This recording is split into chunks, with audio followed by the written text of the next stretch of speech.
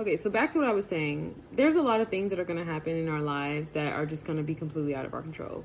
We're going to get some big breaks that realistically we probably didn't deserve. And I think that's probably one of the things that sucks most about this country and this culture that is so persistent on aspiration, right? We have to almost sell people lies to get them to believe in something. And I think that this is probably where like faith really comes into play, because I think you should certainly put your faith, in like beliefs, you know what I mean? Put your faith in those things, put your faith in God. Your faith in God, that's what I'm saying. Like, put your faith in God is what I was trying to say. But inevitably, because circumstances are always changing. And I think what happens when we put our faith in certain things and those things don't work out, we start to feel like we failed morally and we struggle to kind of deter from that dream.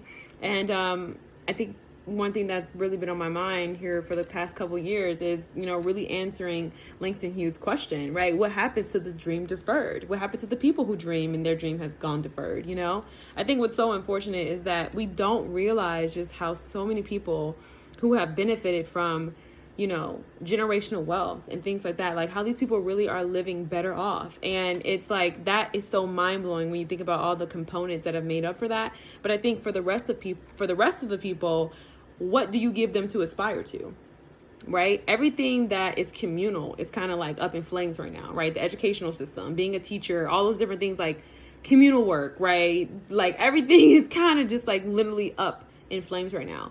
Do you blame people for not tapping in? No, right? I don't really blame people for not being culturally, socially aware. Like I really don't. I just think it's a bit much, for the day to day. But I do think for those of us who are in these spaces, I just think it's a lot to really think about. It's a lot to, consider when you start talking about American society and our culture.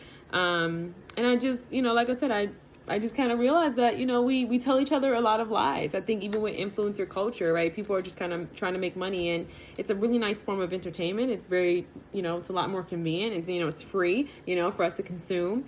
But I think even in that, it's like, it's just tough when the pillar to success is aspiration, because it inevitably creates, a lie. It's elusive, right? And when you start from there, it's like you start talking about the mental health crises and where we are, despite us being in a recession. Yeah. It's like, where's the hope for the youth,